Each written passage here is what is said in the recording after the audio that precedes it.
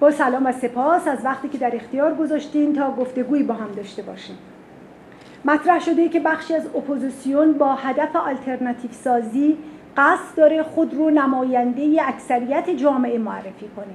نظرتون در این رابطه چیست؟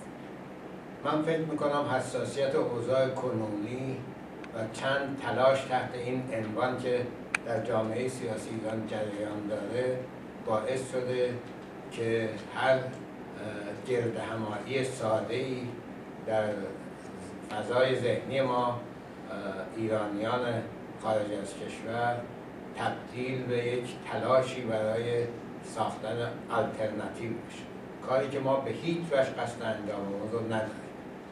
اصولا به نظر ما آلترناتیو در اتاقهای دربسته ساخته نمیشه و آلترناتیوی که بر روی کاغذ ساخته بشه اعتبار نخواهد داشت. آلترناتیو باید در همراهی با مبارزات مردم جلب اعتماد اونها و ممارست در امر دموکراسی خواهی و پلورالیسم در جامعه شکل بگیره و این کاری است که در انتها به نشستن و نوشتن چند صفحه یا یک بیانیه منجر میشه، نه در ابتدای کار ساخته میشه و بعد سعی میکنه جلب اعتماد مردم بکنه. ما با این کار از طرف دوستان خودم هم میگم کاملا مخالفیم. همچنین ما نمیخواهیم که یک سازمان یا اتحاد یا تشکل جدید سیاسی بسازیم و به تعداد بسیار زیاد سازمان‌ها و اتحادها و تشکل‌های جدید اضافه کنیم. ما تنها می‌خواهیم و این را به جد از همه ایرانیان به خصوص افرادی که در صحنه سیاسی فعالند می‌خواهیم که بر اساس پروژه‌های مشخص که هیچ رنگ ایدئولوژی نداره بسیار آسان‌تر می‌توانند در کنار هم جمع بشن. مهمترین پروژه مشخص در این دوره کمک به ایجاد شرایط برای یک انتخابات آزاد و منصفانه بر اساس معیارهای بین المللی و با نظارت نهادهای مستقل می باشد و به این دلیل ما این پروژه رو پیشنهاد می‌کنیم برای همکاری سیاسی، همکاری که نه شکل سازمانی به خصوصی داره و نه روابط ویژه‌ای را ایجاد میکنه که دیگران از اون محروم بمانند. از همه گرایش‌ها و طیف‌ها و افراد میتوانند به یک چنین کوششی بپیوندند و در انجام این پروژه به روی همگان باز است. اصل ما شفافیته و ما همه کارهای خودمون رو هم علنی انجام میدیم و هم شفاف گزارش میدیم. کنفرانس استکهلم هم سمیناری بیش نیست که به دعوت بنیاد اولف پالمه برای تعمیق و در حقیقت بیشتر فنی کردن این پروژه و عرضه آن به جامعه بین المللی و جامعه سیاسی ایرانی صورت گرفت. تشکیل و فراخوان از طرف بنیاد اولف پالمه بوده یا فرد یا افراد دیگری در این جریان نقش داشتن؟ لازم به توضیحه که این اولین دعوت نیست از جناب اولف پالمه. تا حالا 2 جلسه دیگه هم بوده، از فعالین سیاسی، از کنشگران سیاسی در شرکت داشتن. این هم یک نشست دیگریه. بنیاد اولف پالمه که با اسم پالمه تداعی میشه با بی‌طرفی، سیاست بی‌طرفی در صحنه بین‌المللی، تجربیات گرانبهایی رو داره در کمک به فرایند رسیدن به دموکراسی در کشورهای مختلف دنیا.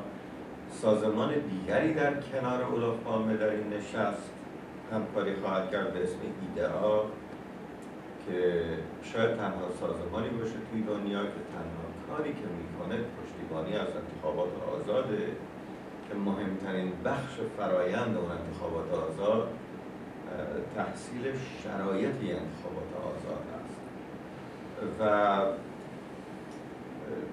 میخواییم که با اونها بنشینیم، از تجربیات اونها استفاده بکنیم. از اولین کارهایی که اونها انجام دادن کنگره ملی آفریقا بود که دموکراسی رو به آفریقای جنوبی آورد و کشورهای دیگر اروپا تجربیاتی داشتن. گذار دموکراسی حتی در بعضی از کشورهای اروپایی مثل پرتغال و آخرین کاری رو هم که انجام دادند نزدیک کردن دموکراسی خواهان سوریه بود و همه اینها تجربیات ذی قیمتی هست برای اینی که در یک تبادل نظر در یک سمینار همونطور که جناب شاید مداری اشاره فرمودن بتونیم استفاده بکنیم. دغدغه عمده ما اتفاقا این هست که شرایط لازم برای نمایندگی مردم ایران وجود نداره، یعنی پیش شرط‌های لازم برای انتخاباتی که تنها معیار رسیدن به این هست که چه کسانی نمایندگی مردم ایران رو دارن وجود نداره و تمام احتمال ما در این جهت هست که ببینیم تبادل نظر بکنیم ببینیم چجوری اپوزیسیون میتونه با همکاری در جهت تحصیل این شرایط لازم ابتدایی ترین آزادی‌های لازم مثل آزادی‌های بیان و تجمع و تشکل با هم همکاری. اجازه رو یه نکته اینجا من تکمیل بکنم. این نوع سمینارها فقط از طرف بنیاد پالمه برگزار نمیشه. همه بنیادهای غیر انتفاعی احزاب آلمانی که در پارلمان اینجا حضور دارن، حزب سوسیال دموکرات، حزب دموکرات مسیحی، حزب سبزها، حزب لیبرال، حزب دموکرات سوسیال و حزب چپ در آلمان همه این بنیادها رو دارن و دعوت بر سر درست همین تمهای شبیه این تم میکنن و حتی از حکومت ایران هم دعوت میکنن در کنفرانس هایی که مربوط به انتخابات آزاد و حقوق بشر میشه شرکت کنه. تا بار این حکومت ایران بوده که هیچ وقت حاضر نبوده اونجا که مسئله مربوط به حقوق بشر و چگونگی انجام اون در ایران میشه بیاد و پاسخگو باشه و گزارش بده و بخواد در بحثی شرکت بکنه. اپوزیسیون ایران هم اون بخش دموکرات و آزادی خواهش که این دغدغه رو داره خودش رو همفرهنگ با جامعه جهانی میدونه، همفرهنگ با جامعه پیشرفته و دموکرات جهانی میدونه و کاملا طبیعی است که به این نوع دعوت‌ها پاسخ مثبت بده و شرکت بکنه. این اصلا هیچ ربطی به این نداره که این بنیادها میخوان یک نوع آلترناتیو برای حکومت موجود درست کنن، این حکومت رو ببرن و یک حکومت دیگه بیارن. وظیفه اینها آموزش سیاسی، اجتماعی و فرهنگی شهروندانی که چه به عنوان خارجی در ممالک خودشون زندگی میکنن و چه به عنوان آلمانیان اصل هستن. این اصل مسئله است، اصلا هم مختص به بنیاد پالمه نمیشه. اینی که فردا اگر بنیاد هانریش بور همچین دعوتی بکنه شما از همین سوال رو دوباره تکرار بکنید.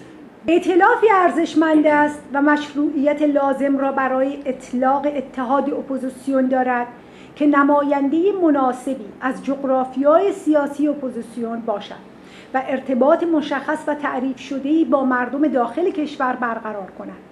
با توجه به این امر، اپوزیسیون و به ویژه اپوزیسیون در خارج از کشور چه مشخصاتی از دیدگاه شمار پیروان گستردگی اندیشه‌های موجود در جامعه و غیره باید داشته باشه تا بتونیم اون رو به عنوان آلترناتیوی برای برپاداشت یک جامعه دموکرات و آزاد در نظر بگیریم.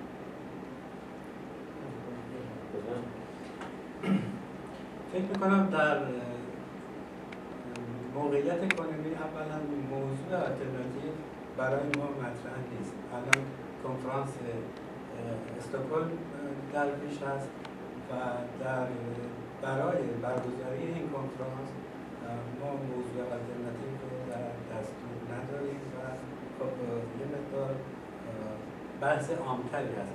اگر اجازه داشته باشم چند نکته راجع به در تکمیل این کنفرانس نگاه به این کنفرانس میگم. شاید یکی از حساسیت هایی که باعث شده که این حساسیت ها گسترش پیدا کنه، یکی از مواردی که حساسیت رو افزایش داده اینه که یکی از موارد در دستور این کنفرانس مسئله بررسی راه‌های اتحاد نیروهای اپوزیسیون در خارج از کشور و ما نیروهایی که در خارج از کشور هستند به هر حال وظایفی بر عهده دارن، از جمله این وظایف اینه که بتونن حول پروژه‌های معین به هم نزدیک بشن و ما باید راه‌های نزدیکی این نیروها رو به هم بررسی بکنیم. همونطور که شما گفتید باید طیف بسیار گسترده‌ای رو در بر بگیره و باید بتونه هم از نظر اندیشه‌ای، هم از نظر گرایش‌های سیاسی و هم تعلقات مختلفی که در ایران وجود داره بتونه بازتاب بده. و خب در این راه محدودیت‌هایی هم وجود داره. در این کنفرانس اولاق پالمه محدودیت معینی در حد 50-60 نفر تعیین شده برای کسانی که میتونن اونجا جمع بشن. در نتیجه بناگزیر یک مقدار بسیاری کسانی که میتونستن و درست است که در این همفکری مشارکت بکنن حضور ندارن. فقط باید به این توجه داشت که این گام اوله، همونطور که آقای شریعت مداری گفتن، قرار نیست تصمیمی گرفته بشه، قرار نیست هیچ موضوعی بسته بشه، قرار نیست که دری بسته بشه و فقط یک گشایش، یک موضوع برای همفکری حول پروژه معین در چارچوب معین. چه میتوان کرد تا نمایندگان کلیه گروه‌های فکری، سیاسی، مذهبی، قومی در این یا آن گردهمایی راه سبز امید یا گردهمایی که آقای رضا پهلوی گذاشتن حضور یابند؟ مثلا در گردهمایی که شما تدارک دیدید، شرکت کنندگان منتخب چه کسانی هستند؟ گستردگی هوادارانشان را چگونه تشخیص دادید؟ چه کسی در کل تشخیص داده که چه کسانی باید به این نشست دعوت بشن؟ ببینید در خصوص اسامی که آوردین، مثلا شورای هماهنگی سبز امید، اتفاقا مشکلی که حالا من شخصی با این دوستان دارم این است که میگم مهندس موسوی یه حرف خوبی توی جنبش سبز زد، چند بارم تکرار کرد که ما تکثر رو در درون جنبش به رسمیت میشناسیم. ما ملت بزرگی هستیم و اختلاف عقیده و نظر داریم، این اختلافات رو به رسمیت میشناسیم و اگر هم مشکلی داریم، اختلاف نظرها که طبیعی هم هست، بعداً در انتخابات آزاد و با حاکمیت صندوق رای حل می‌کنیم. دو تا اصل طلایی بود که به نظر آقای مهندس موسوی یه مقدارم از جنبش سبز گذشت، گفت حرف درستی هم بود. اتفاقاً درست با همین مضمون هم ماها که با هم صحبت میکنیم حرفمونم این است که اصلا قرار نیست ملت ایران همه یه شکل بشن، قرار نیست یک نظر پیدا بکنن، قرار نیستش که یک منشور واحد همه در بیارن. اصل بر تنوع، تکثر، پلورالیزمه و با حفظ عقیده خودش هر کسی، با حفظ دیدگاه خودش میتوانیم در موضوعات مشخص که از مهمتریناش همون حاکمیت صندوق رأی، همونی که بتوانند مردم آزادانه بر اساس معیارهای بین المللی شرکت بکنن، از منی که معتقدم کل قانون اساسی کشور باید عوض بشه تا آقای موسوی که معتقد چارچوب قانون اساسی خوبه میشه حفظ بشه، حق شرکت داشته باشید، حق اظهار نظر داشته باشن، مردم هم بتوانند آزادانه انتخاب کنند. طبیعی است که مثل من یا آقای احمدی یا شاید بقیه دوستانی که اینجا هستن که چارچوب قانون اساسی جمهوری اسلامی رو میگیم کلا باید عوض بشه انداخت دور، اگر مردم به فرض کنید اینجور آدما رأی بدن، اولین کارشون هم میشه اینکه یک رفراندوم بذارن روی قانون اساسی، از مردم بپرسن اصلا قانون اساسی رو میخوان یا نه. و طبیعی است که برنامه کسی هم چیز دیگه میشه، ولی کار مشخص و روشنی که دوستان همشون توضیح دادن نه یک تفاهم ایدئولوژیک بلکه تفاهم بر سر پروژه روشن و اون هم حاکمیت صندوق رای، انتخاب آزاد مردم به عنوان یکی از مهمترین ارکان دموکراسی با پیش شرط‌هاش که پیش شرط‌هایی مثل آزادی تجمع و بیان و غیره و غیره باید براش کار کرد. این نکته است که در واقع می شود همه با هم همکاری بکنن و با هم حرکت بکنن. اول همدلی پیدا کنن، همراهی بعد پیدا بکنن، بعد همکاری میشه. حالا با این دوستان شورای هماهنگ سبز امید من مشکل خودم رو بگم. مشکل اولشون این است که این حرفایی که آقای موسوی میزنه رو اجرا نکردن، اگرچه پروژه اصلیشون دنبال روی از آقای موسوی، یعنی اینکه هر کس با هر عقیده‌ای بتواند باشد و مشکل رو هم با صندوق رأی در آینده حل خواهیم کرد. بنابراین بکوشن برای حاکمیت صندوق رأی. مشکل دوم که ما دوستان سبز امید نمیدونیم کیان. من شخصی ممکنه میدونم کیان، ولی عمومی شفافیت لازمه. این کار سیاسیه، باید که روشن و مشخص معلوم باشه چه کسی و با چه برنامه‌ای. ما الان میخوام در استکهلم به کمک بنیاد اولاف پالمه دعوت کرده، تجربیات دنیا رو هم داره، از تجربه دنیا مطلع بشیم، با هم بشینیم حرف بزنیم، صحبت کنیم، شفاف روشن بتونیم بگیم که چه جور کارایی میشه کرد برای اینکه با هم همراهی کنیم برای صندوق رأی، برای حاکمیت صندوق رأی و پروژه آزادی انتخاب مردم، انتخابات آزاد. خب این شفافیت لازمه کار سیاسی.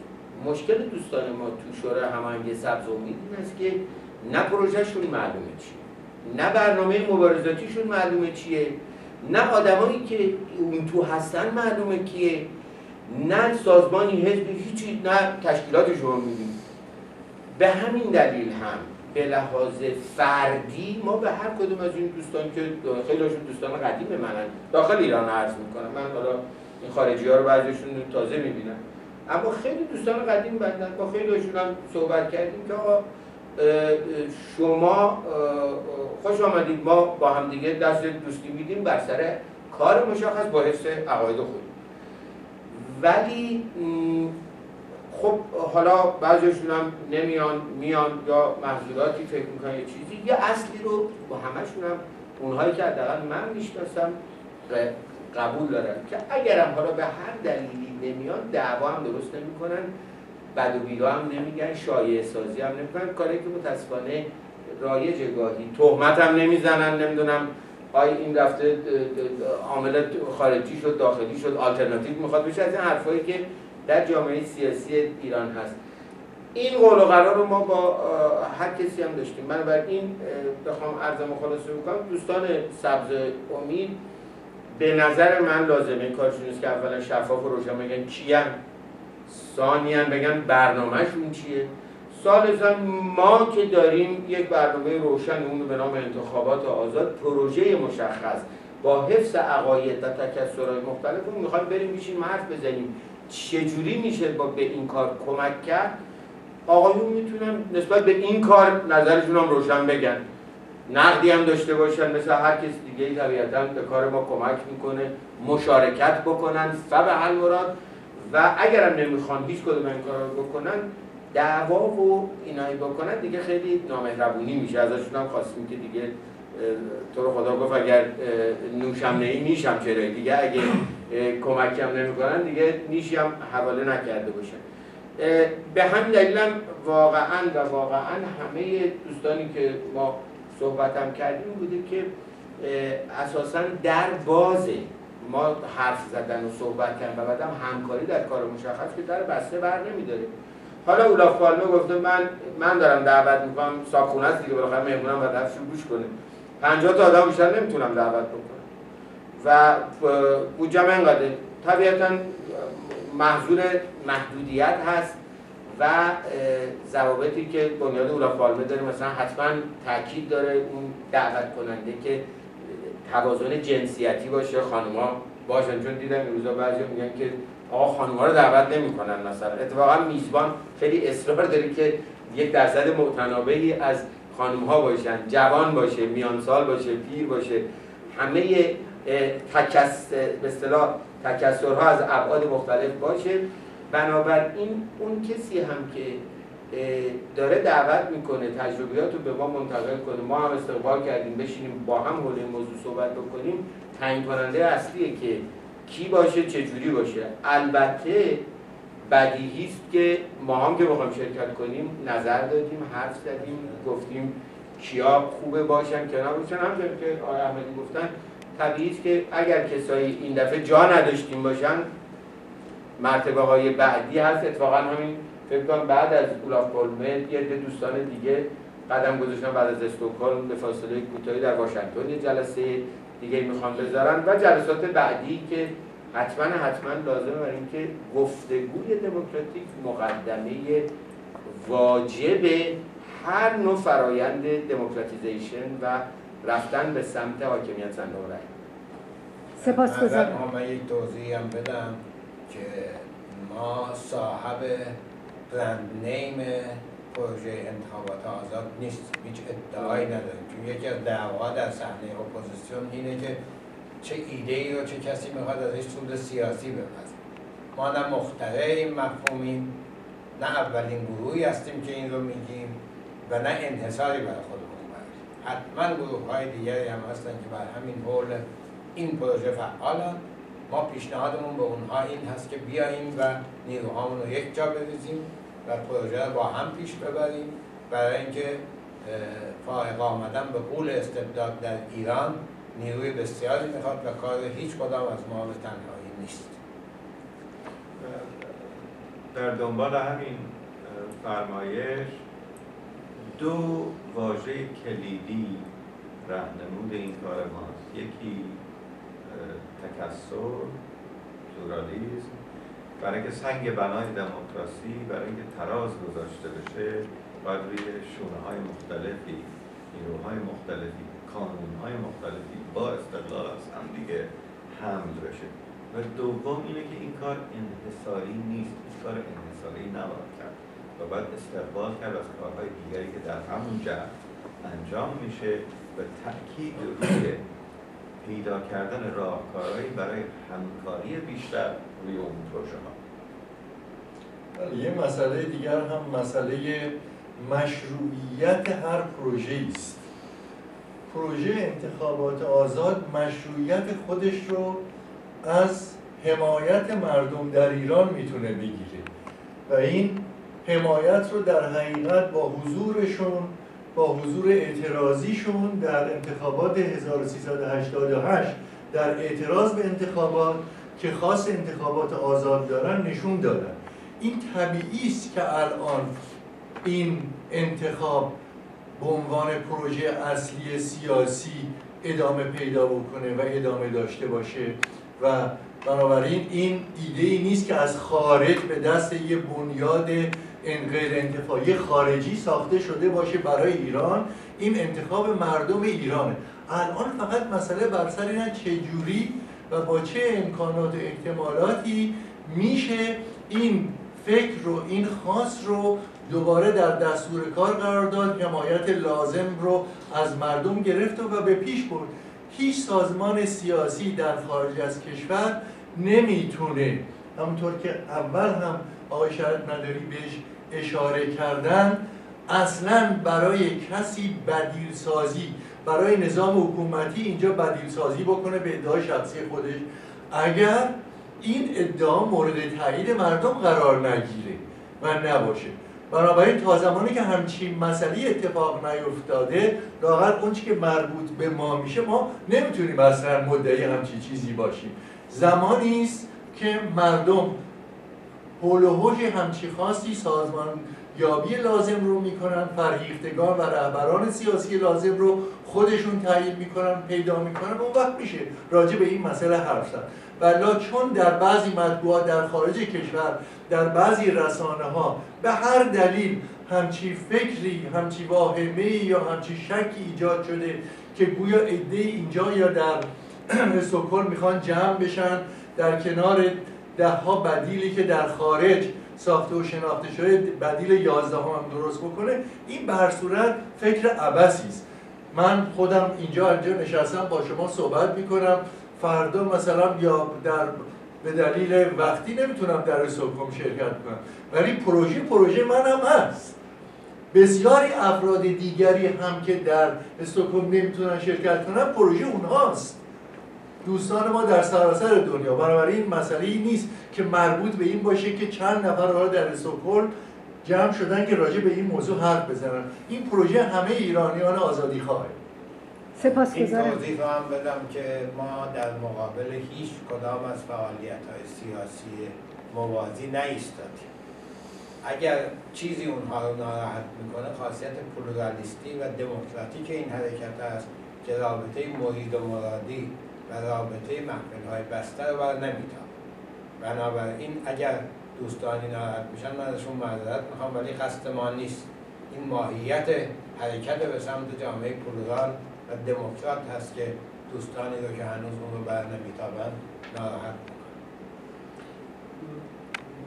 منم می‌خواستم یه جمله رو بگم، یکی یعنی این حرفی که یه عده میخوان برن آلترناتیو بشن، جایگزین بشن اینا، که حالا حرف سکه رایجیه که گفته میشه، حداقلش این است که به کسایی که اصلی ترین کارشون و اصلی ترین پروژهشون حاکمیت صندوق رای و انتخابات آزاده، این یکی نمیچسبه. برای اینکه حد مبارزه همشون این است که برن یه کاری کنن تو اون مملکت صندوق رای باشه، بنابراین تو اونجا از اون صندوق هر کی بیاد بیرون اون مملکت رو اداره خواهد کرد یا میره مملکت داری میکنه. لذا منظورم از این حرفایی که زده میشه اتفاقا به اونایی که اصلی ترین پروژهشون و کارشون کوشش برای حاکمیت صندوق رای و انتخابات آزاده، این یه دونه مارک به پیشبینی این گروه نمیچسبه، برای اینکه حد کارشون این است که برن صندوق رای رو درست کنن برای یه ملتی که رای بدن، هر طور ملت انتخاب کرد و بهش اعتماد داشت، طبیعتاً به اندازه اعتمادی که مردم بهش داره در اداره جامعه بعداً میتونه نقش بده. برای هر حرکت جمعی باید طرح و برنامه مشخصی وجود داشته باشه تا بتونن بر اون اساس دیگران رو دعوت کنن تا پیرامون اون به گفتگو و تبادل نظر بپردازن. با توجه به این امر قراره در این نشست هماندیشی و گفتگوی عام بشه یا مثل به اصطلاح بحث و گفتگویی که در این نشست عمومی هست به اون شکل باشه، یا اینکه در مورد طرحی مشخص که از پیش تعیین شده اظهار عقیده و بحث و موضع‌گیری میشه.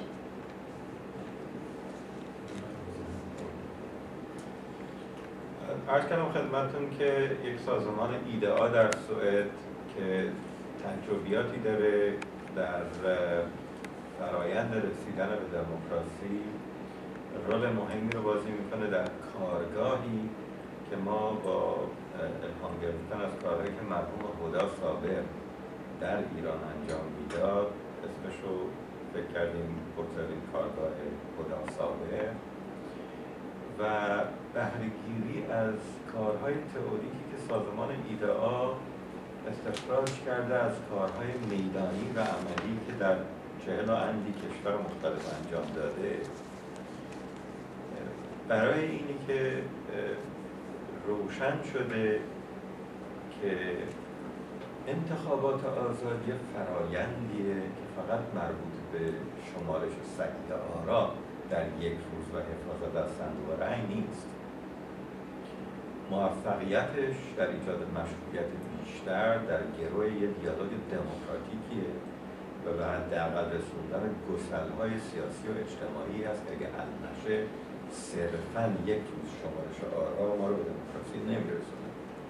امثال زیادی هست، دلایل زیادی هست. بنابراین اگر بتونیم بگیم پروژه خاصی هست، همین هست که پیش‌شرط‌های رسیدن به اون نوع انتخابات آزادی که تسهیل میکنه دموکراسی رو بهش برسونه. این کارگاه فکر میکنم یک رول کلیدی رو در زندگی هست در مجموعه صحبت‌هایی که اونجا خواهد شد. البته مسئله شرایط محاط بر ایران، شرایط داخل ایران، شرایط بین‌المللی، اینها هست که مورد بحث ناچار قرار خواهد گرفت. سپاسگزارم. آخرین سوال من اینی که درهای این نشست تا چه اندازه به روی خبرنگاران بازه؟ اینم عرض بکنم، اول در گام‌های اول صحبت سر این بود که کاملا باز باشه، ولی چند نفر از شرکت کنندگان در این جلسه از مدعوین خودشون خواسته بودن از مرکز پالمه که جلسه بسته باشه برای که آزادتر بتونن صحبتشون رو بکنن. البته قواعدی هست، در یکیش از مهمترینش شناخته شده است، میگن قواعد چتم هاوس، که اون بر این مبنا هست که آخر جلسه بحثایی که شده مطرح میشه، نوشته میشه، اعلام میشه، ولی نه اینکه چه کسی چه موضوع گیری رو اونجا انجام داده. از این رو خود بنیاد پالمه، خود مرکز پالمه بهتره بگم، تصمیم گرفت که این جلسه بسته باشه، چون چیزی نیست که یه اکثریتی از مدعوین بتونن تصمیم بگیرن و تحمیل بکنن به یه اقلیتی. اجماعیه و تا جایی که همه انتظار این رو داشته باشن که بحثا آزادتر بتونن صحبت بکنن که جلسه بسته باشه، بسته خواهد بود. این پیش بینی شده اگر همه اون جمع به این نتیجه رسیدن که حرف مشترکی دارن بزنن، بعد اون حرف رو میشه با گزارش جلسه که گزارش جلسه منتشر خواهد شد و اگه حرف دیگری هم داشته باشن که باز بخوان بگم میتونن بگم، ولی همه اینها باید اجماعی تصمیم گرفته. البته ما امیدواریم که بتونیم با اولادپالمه، مؤسسه اولادپالمه صحبت بکنیم و بعضی دوستان هم لطف کنن اصرار کنن به درجاتی پذیرفته بشه که حضور خبرنگاران تامین بشه و بازتر بشه. نکته ای که همه با تمام توان بهش تاکید دارن اینه که این پروسه و روند هرچه شفافتر بشه و از یک طرف دیگه باید هر چیز رو همون اندازه که اهمیت داره بشه اهمیت داد. این یک سمینار بیش نیست و حساسیتی که در حول اون ایجاد شده بیشتر مربوط به اشخاصی است که شرکت میکنن و نه محتوای اون سمینار یا بنیاد برگزار کنن و ما ناچاریم که این حساسیت ها رو حذف کنیم، برای اینکه پلورالیسم هم قیمت خودش رو داره و قیمت اون ناشی از نشستن افراد ناهمگون و غیر هم عقیده در کنار هم است. این قیمتی که ما به ناچار باید بپذیریم. سپاسگزارم از همگی از فرصتی که در اختیار من گذاشتید. روزتون خوش.